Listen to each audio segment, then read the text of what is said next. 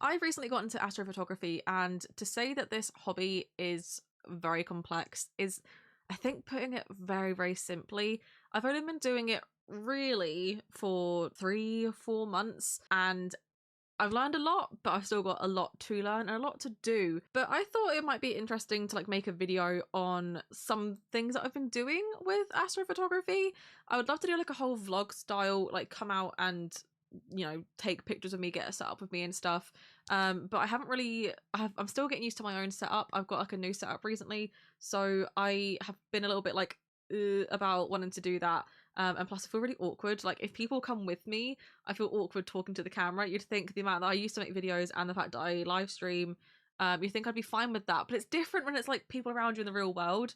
And then when I'm out on my own and there's no one else around me, I don't really want to talk that much because I worry that people might like come over and like talk to me or like, I don't know, something.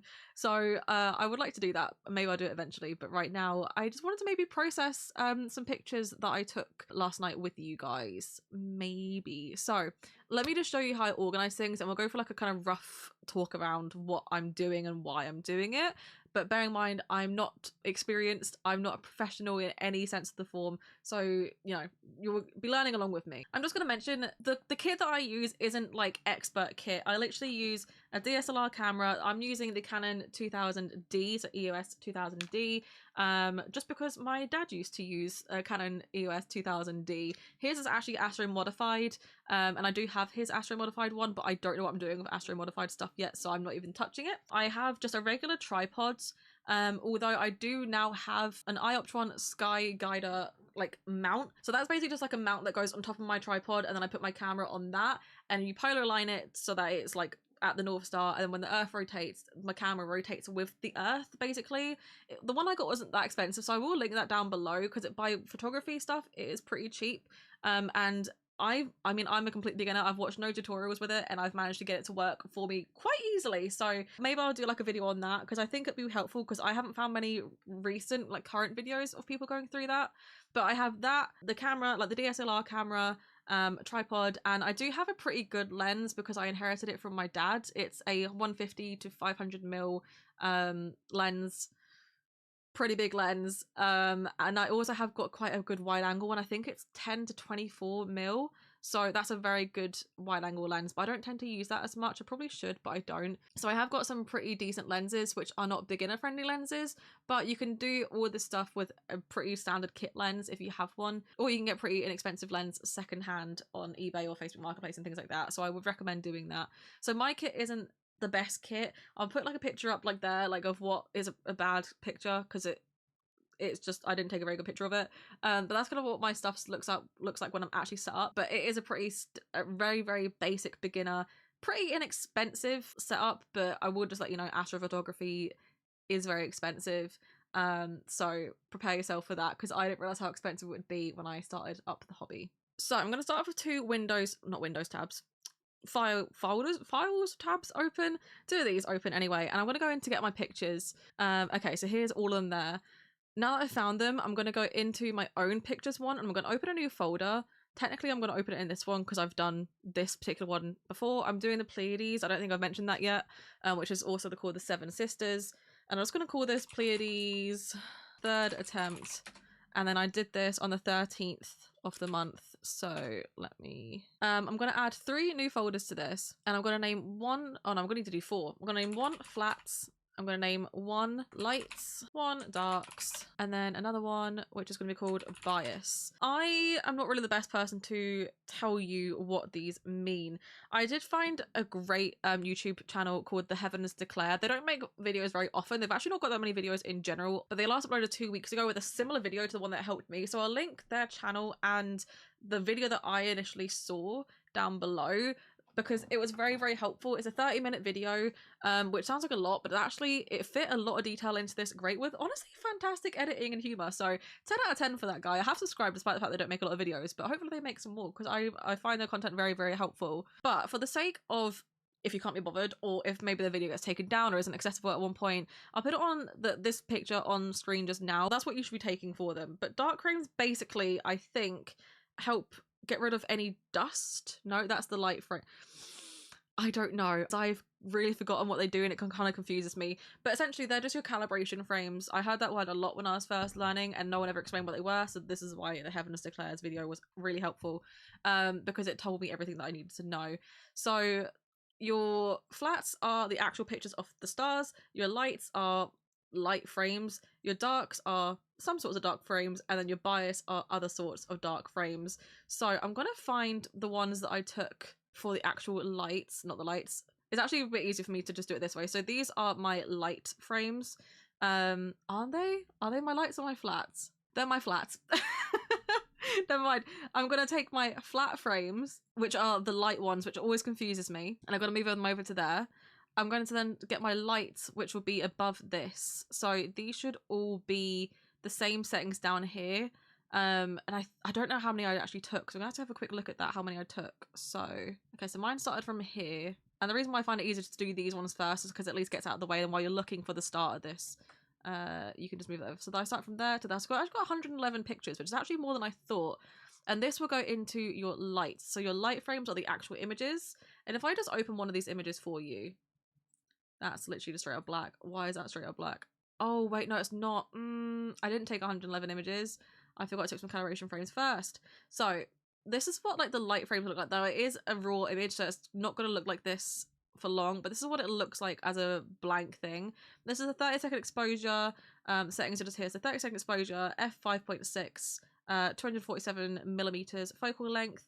And it doesn't say my ISO, but my ISO was 800. Oh, it does say ISO 800. I was literally looking at it. So that's what it looks like as a raw image on the computer. So it's looking okay. It's not the best one I've ever taken, but it's looking okay. Okay, so I took 61, not 111, because I also forgot I took some calibration frames before then. When you open up a raw file, it will do this because your PC isn't really meant to view raw files, but this is what it's gonna look like. And actually, if you look in here already, you can see a bit of a haze around there, which is quite nice. But yeah, it's gonna look like that, and then it will switch to that. That's completely normal. That is just what raw files do on your computer.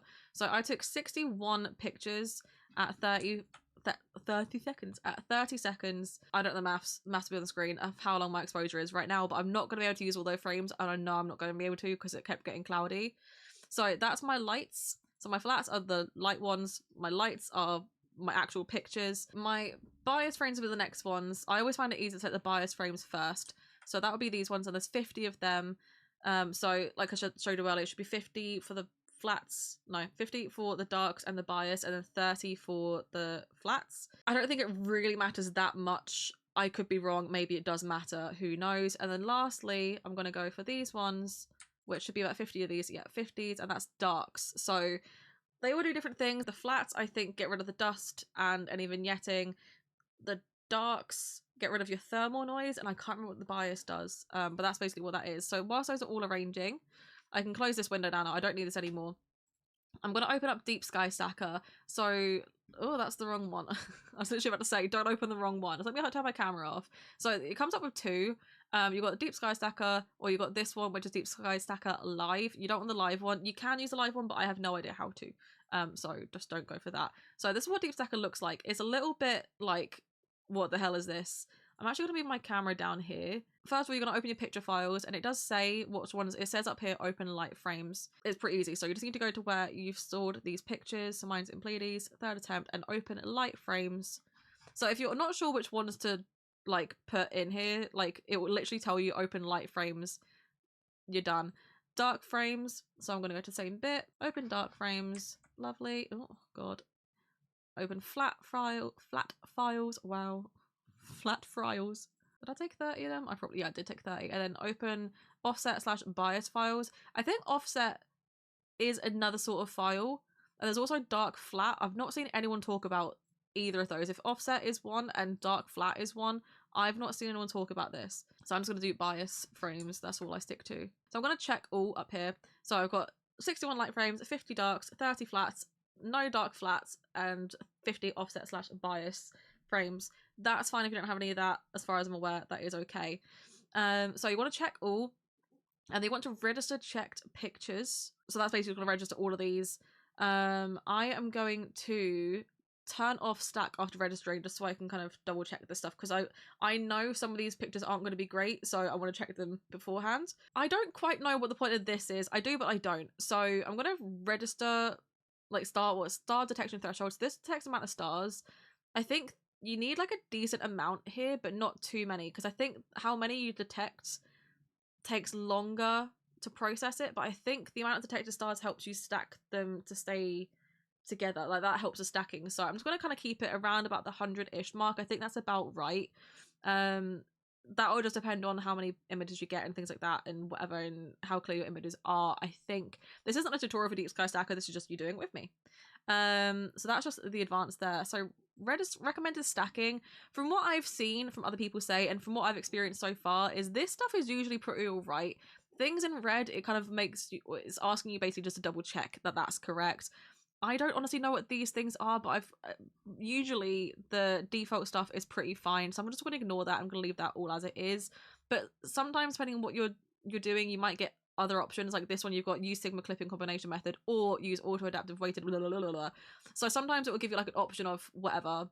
This one I'm not going to do because I'm already using a different sort of calibration for all this stuff up here, so I'm just going to leave that alone. So this is just going to be me registering them. So I'm just going to check them out, and this will basically just go through and like check all the pictures to make sure that they're like good, that they all have the same settings. I think I do have a bit of a problem with these, I think, because when I was doing the calibration frames, the bias frames were fine, but when I was doing the light frames, the focal length changed. Put my phone on top of the thing made it fall down, and so they've got different focal lengths.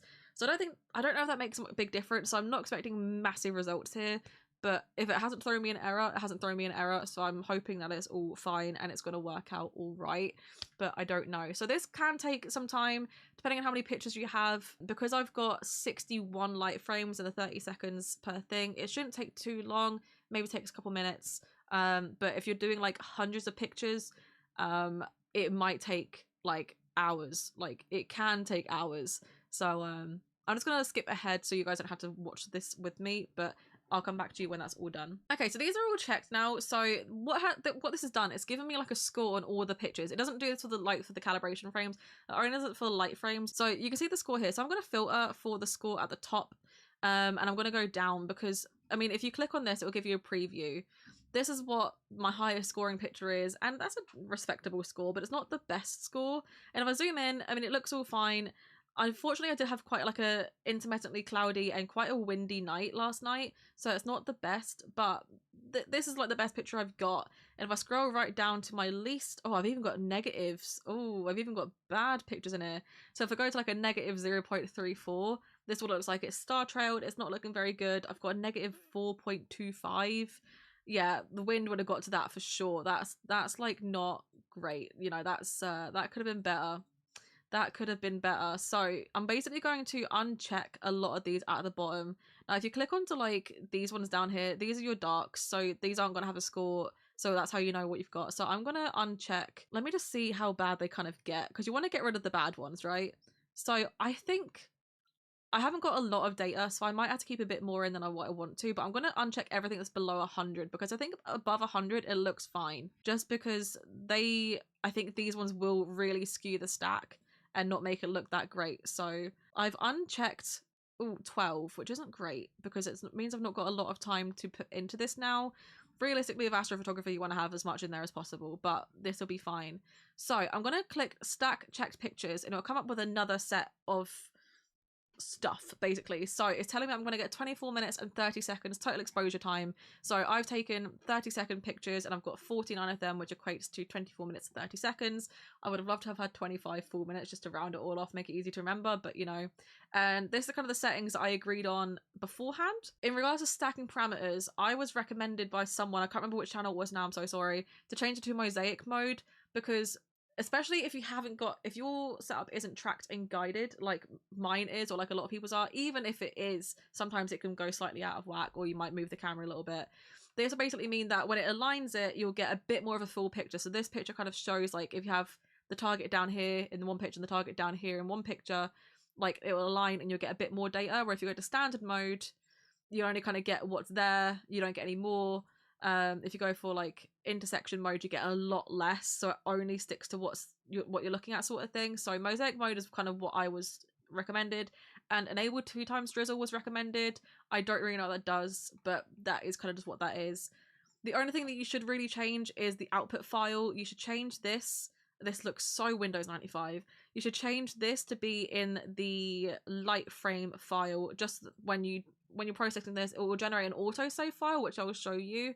And that's basically where this final stacked image goes. So if you put it in where your lights are going, or your lights have come from, it's very easy to find it. So I'm going to click OK, and I'm going to just start stacking that. Now this will probably take a while. There's not as much imagery in here as I would like. Sorry, this is a liar. This lies. I might start lagging a bit here too, because this takes a lot of power. This is just stacking a load of these pictures together, but it can take a while. The longest I've spent trying to stack it was 2.5 hours, and that didn't even turn out very good, because that's when I didn't have a tracked set up, so it wasn't very good. So this is going to do that. After it does this, it will then like do all the calibration stuff and all that, and then it'll probably take about, for this I reckon it'll take about 15 minutes. So I'm going to stop and I'm going to come back in 15 minutes and I'll show you the next steps. Alright, that didn't take as long as I thought actually. I was like I started editing the video, like this video, as I was waiting, because I thought why not, and I think it took like less than 5 minutes. I'm very surprised at that, but it came out like this. So this looks like nothing right now. Don't bother changing any of these settings. Oh, you can't even see, let me show you. Don't bother changing any of these settings down here. They are not needed, as far as I'm aware. I don't know what they do. I've not got a clue. There are other systems there are other systems that you can edit this stuff in, and it makes a big difference. I think Cyril is one of them, but I've tried Cyril. I don't know how to work it, so I'm staying clear from Cyril for now until I get better grips with what I'm doing.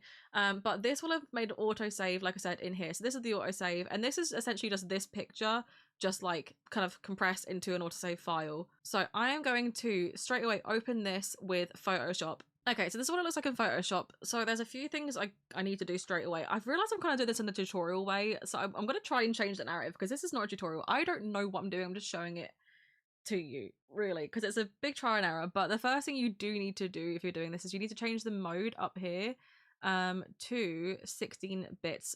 I did notice you can change like the output to 16 bits in Deep Sky Stacker, and I did that, and then I didn't know what I was doing with it. I don't know how to change it to what I needed to be changed to, so don't do that. Just make sure you change it. And then you change the method to exposure and gamma, because you notice it changed before and now it's changed again. There are some artifacts, because I've done this as a mosaic, there are some artifacts from this, so that might be because I didn't perfectly polar align. It might just be because of whatever reason, but if I even just show you there, so there's like a little corner there, and then there's a little corner there where when it's stacked it's maybe slightly changed the angle or things like that.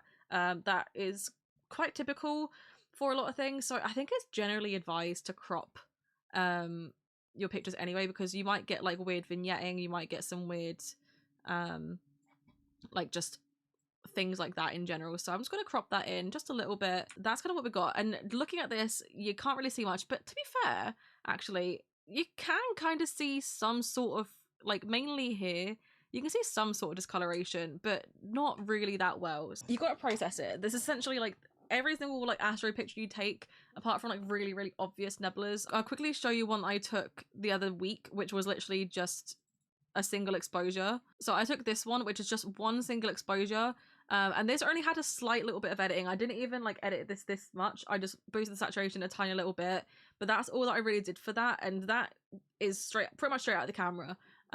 So apart from really bright ones, this was the Orion Nebula, you're gonna have to do some sort of processing. So the first thing I'm gonna do is I'm gonna make a duplicate layer, because you want to leave the background alone, and you can do more things with this duplicate like actual layer than the background layer, because that's locked and all that stuff. So it's always just handy to have a flat base of what you've already got.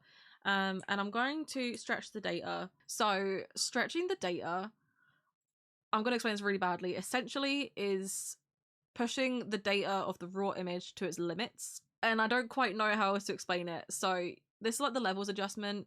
I'm just going to pull this in, and you're going to notice a lot of stuff happening. I'm going to pull it in from this side for now, but as you start doing this, you're going to see more color and stuff coming out depending on what you're shooting. So for some reason my shortcuts aren't working, and it's really annoying me, so I'm just going to do this quite a bit. Pull this in, And what you want to do is you want to watch for the histogram over here. Now, no one explained this to me apart from the Heavens Declare, so thank you so much for this. A lot of people said don't clip the data. Essentially what don't clip the data means is make sure that everything stays on this histogram. So if I just did that, you can see like that's well in there. This histogram is not fully in there anymore. It doesn't, you've clipped the data. So you've essentially cut off some of the data that you should be able to access. So you don't want to do that. You want to just kind of leave it as it is. So I'm going to bring this in a little bit at a time. You can do it less at a time. You can do it more at a time. I like to err on the side of caution a little bit. And I'm actually just going to pull this in slightly now on the other side. So same thing. You don't want to be clipping the data. And you can actually start seeing now the blue clouds coming through. They don't look very blue right now, but they will look a bit bluer later. So you just want to keep doing this a fair amount until you're kind of happy with what you've got, but you don't want to push it too far. This is completely personal preference. Some people will carry on going, some people won't carry on going.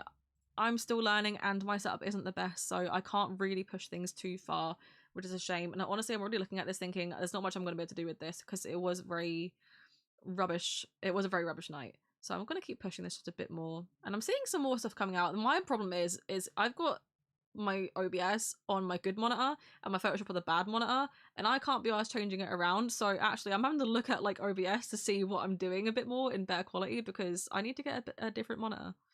So I'm going to do that, and I'm going to make a duplicate of this. There is a shortcut, but for some reason my shortcuts are not working. And I'm going to do some more levels, but I'm going to change it instead of from RGB. I'm going to like try to balance out this histogram. So these should be overlapping, but you can see like here there's 3 different prongs, and over here there's 3 different colors. So you want to make sure they're all together. Now the Pleiades is very blue, so you want to keep the blues. So essentially I'm going to pull to bring over here, to bring this way, you want to pull in that way. So I'm going to try and make everything over top of the blue. And you can see just how unbalanced this is. And I don't honestly know why. I've not had to do this RGB, like, specific changes, really, until recently. And I don't know why I've had to do that. I don't know if anything's changed or what. Maybe it's because I'm taking longer pictures now. But I'm going to move this so it's basically, like, overlapped. And you can see that that's very overlapped now. So I'm going to leave it like that. And I'm going to make another duplicate. So I'm actually going to go in and add more blue to this. Just slightly. I'm just going to play around with this. So you can set a grey point, but I don't really know how the grey point works. So I'm just going to click that, and it's made everything slightly more grey, but I don't quite know how that works. I've never really sussed that out, to be honest. So I'm just going to keep doing that. Not keep doing that, but I'm just going to keep trying to stretch the data a little bit more and just see what I come up with. Because again, I don't really know what I'm doing. But I can still stretch some stuff out. So I'm just going to carry on going until I can't anymore. And you can see more of the clouds coming out now, which is good. Okay, I don't know where all my color is going though. I keep making all these black and white ones and I don't know how I'm doing that. I feel like the more I've learned for this, the harder it's gotten for me because I just don't know what I'm doing wrong sometimes, and it's really kind of confusing. I'm gonna now do some curves adjustments, and I'm still unsure about how curves adjustments actually work. These will change like specific things, so I'm actually gonna zoom in. Wrong button, wrong button, wrong button, wrong button. I'm going to zoom in and I'm going to take like a clipping of like this color, and then I'm going to take a clipping of just like where should be black or like where should be dark. So you can see there's 2 different plots now. So this is the color and this is the dark, and I'm just going to like raise that slightly. I say slightly, quite a bit to be honest, and I'm really looking at my OBS for this because I can't really see what I'm doing. That's looking okay. Yeah, you know what? This is an improvement to when I did it last time, to be fair. This is a big improvement. Can I do any more levels adjustments? Just see if I can stretch it out any more. I can, to be fair. It's almost a case of should you, because you can see now that I've pushed that in. This is like starting to clip into where this goes up, so you don't really want to do that much, but actually it's looking better. And I'm going to change the hue and saturation just a little bit. No, I'm not. I'm going to change the vibrancy and saturation a little bit. And you can click and unclick the preview thing to really see if it's making a difference, because sometimes it's not obvious that it's making a difference and it really is. So I'm going to stick with that. I don't know why the background's so green.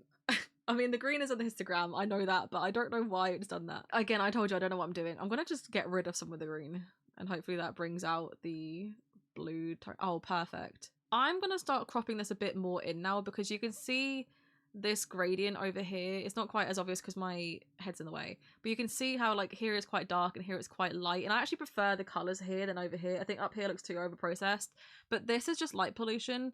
And there are ways you can kind of balance that out if you really need to with like gradients and stuff like that, like overlays, but it doesn't always look the best. And it can take away some of your data and your detail. So I'm just going to crop most of it out. I kind of am liking how this is already looking, to be honest. I think if you zoom in, you can really see like the kind of the wisps of the gas kind of around. And I don't think this is a bad image. Unfortunately, you can see some star trailing, but that's fine. What I'm going to do now though is completely optional. I'm going to like reduce how bright the stars are, how bright some of them are anyway, and also how bright some of the colors of them are. And I'll have to link a video to AstroBackyard where he showed how to do this, because I get confused a lot, but I think explains it a bit better than what I'm going to, because I'm not going to try and tutorialize it because I'm shit at it. But you want to do like a color range, and you want to change the sampled colors to highlights, and you want to change like the range of that until this is kind of like quite bright. So you want to ignore, if you're doing a really bright nebula, this would be difficult, but I'm not doing a really bright nebula, so this stuff won't really get picked up unless I did like a really high range, and you can see like how much more it's coming through. So you want to just get like a decent amount of stars. So I'm going to do maybe about there and click OK, and that's going to bring up all these, like, they're called marching ants, like how it's like dotting around. You can do like shortcuts to hide. I think it's Control H. Yeah, Control H hides that, but I'm going to keep them on. And over here is how you get rid of stuff. I'm going to take away the big stars. So basically what I'm doing is all the stars around it makes it look really busy, and I don't really like that. So I'm going to get rid of some of the big stars, some of the small stars, sorry, or like not get rid of them, but hide them. So I'm just gonna go in and I'm gonna make sure I remove the layer from like the main stars. You want the main stars to always pop and the ones around it to kind of pop. But like the smaller ones around the background, you don't really care if they're there or not. I think they make it look really noisy. Same as like some of the orangey ones, they just look quite noisy. So I'm just going to remove this. I'm going to keep some of the small ones in just because otherwise it looks a bit unnatural. And then some of the big ones we're going to keep in. But this is all really personal preference in what you do. I always leave these three in as quite big. So I'm just going to kind of keep some of the bigger ones in. Then I'm going to zoom out, and then I'm just going to keep some of the bigger ones around the outside and stuff, and some smaller ones. Just so it's not completely like unnatural looking, I just want some of them to be a bit smaller. So, okay, I've done that. Now I want to modify, I want to expand that. So I'm going to expand it by 4 pixels, and that basically, if I go back to this, we can see the marching ants, that basically means that like it's now gone out, instead of it just being on the stars, it's gone out a little bit by a couple pixels, and that way you kind of, I think you get like less weird after effects from editing them out basically.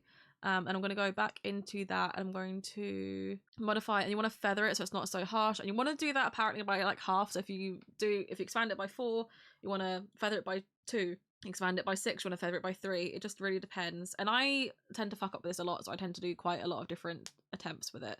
So you want to do that, and then after that you then want to go into, this is basically just going to change how big or small they are. So you're going to minimize them. You can do the opposite and maximize them. If you wanted to make these the actual like main stars really pop, you could do maximize, but I'm going to do minimize, and this just makes them smaller. So you want to change its roundness, so when it gets smaller it gets round and not squared. Let me just cancel that. Let me hide the marching ants. So that's already minimized it, and if you do the preview you can kind of get a base idea, but it doesn't, from what I found, it doesn't actually do that good of a job of showing you a preview of it, and that's why it makes a lot of mistakes.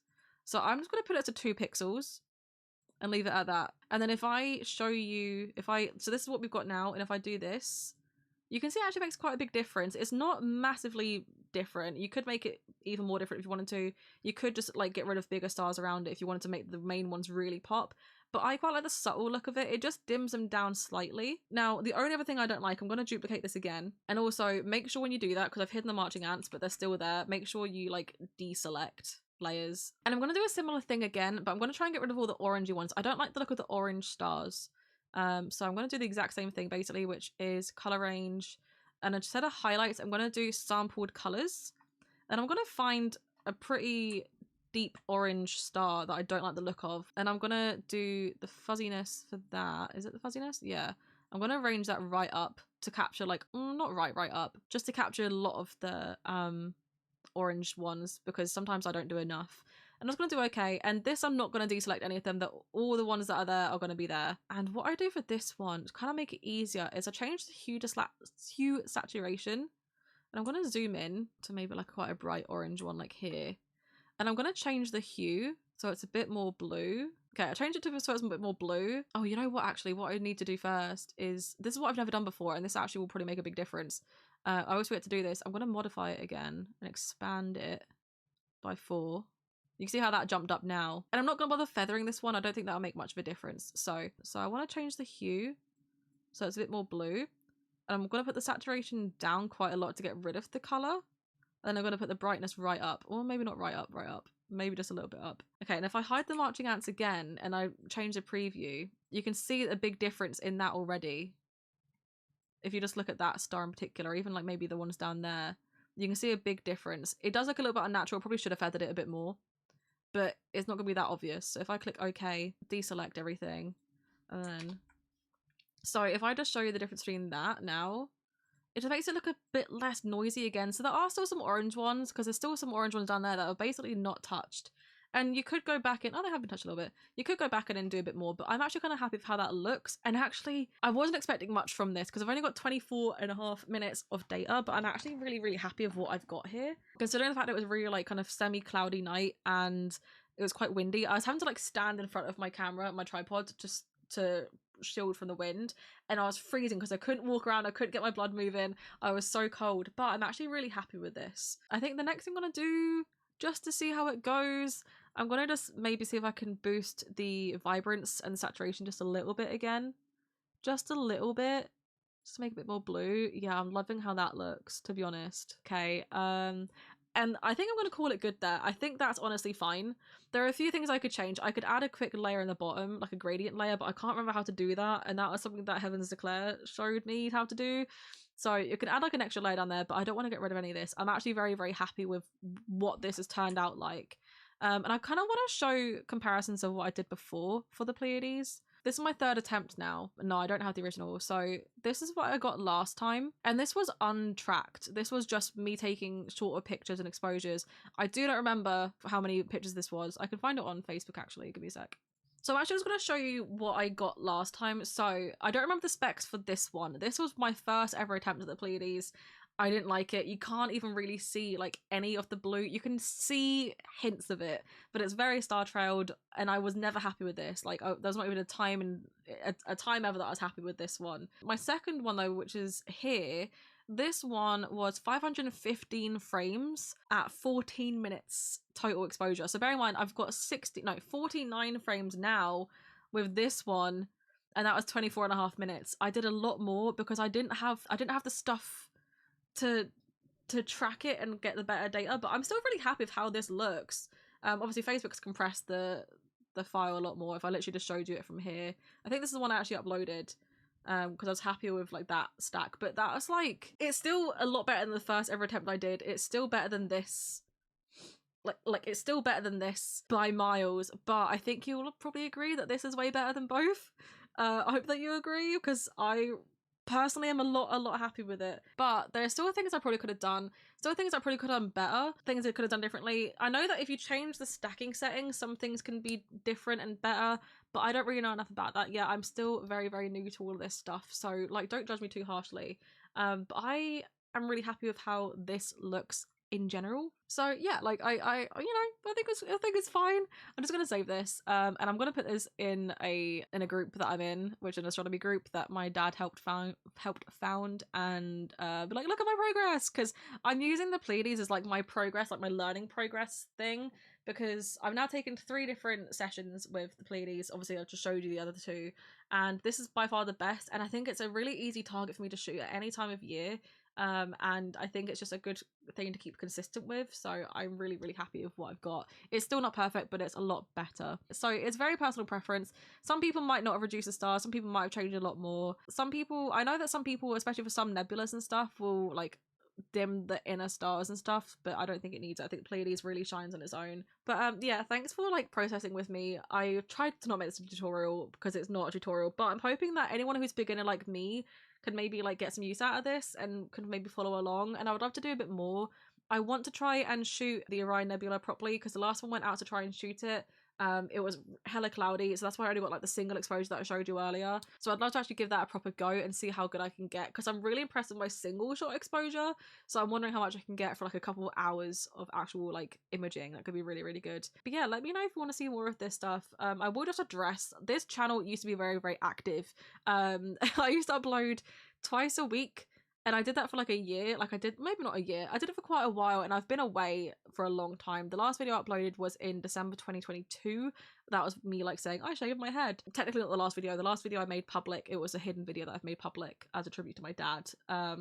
So yeah, it's been a long time since I've really uploaded this channel, and I'm not guaranteeing I'm going to upload more, but I would like to upload some Astro stuff because I want to get into YouTube again. I'm not going to get into it, but I'm losing my job in about 2 weeks, probably 2 weeks by the time you see this video, so I might have more time to do this stuff. I might have less time, it depends if I get another job, but I don't know. So I'd love to do some more of this stuff, and I mean, this stuff doesn't take me much longer to do. I'm just sitting talking while I'm processing it, so it's not as if, you know, it's not as if I spend a lot of time making these videos, but it just depends on how clear the skies are and if I can even get out. So, you know, I would like to do some more of these. And like I said earlier at the start of the video, I might want to do some vloggy sort of stuff and really show you my setup. I think maybe another video I can do, if you want me to, is actually give you like a tour of my setup when I'm not out and about. I'm going to set up in the living room and like actually film it on a, you know, as a video there. Give you a proper tour, because I think that'd be quite handy for people. But I would love to do like a setup with me and shoot sort of vlog style video. I think that'd be really fun to do. And yeah, just more processing things and learning as we go, because I rarely see any recent videos of people doing this. A lot of Photoshop settings are now like changed, the shortcuts are different, or the layouts are different, because it's old. Like the videos I've seen before are like 4 years old, so it's really kind of tricky to do that. To kind of translate it to current systems and stuff. And yeah, I don't know, maybe as I start doing other systems, I might like do Cyril and I might give that a proper go again and see how that goes. But who knows? I don't know. But I'm super happy with what I got. So let me know if you want some more of this content later on. I have no idea how long this video will be. I'm probably going to guess like 40 minutes, but it wouldn't be a me video. If you know, you know. It wouldn't be a me video if it didn't take like 6 years. But thank you for watching. I hope that you got something out of this. If not, I hope you just had some fun chilling with me whilst I process some stuff. And yeah, let me know if you'd like to see some more Astro stuff, because I would love to do more Astro stuff in general. But yeah, I will see you maybe in the next video. I don't know, if you're going out to take some Astro stuff, Astro pictures. Wish you clear skies, and I will see you next time. Bye.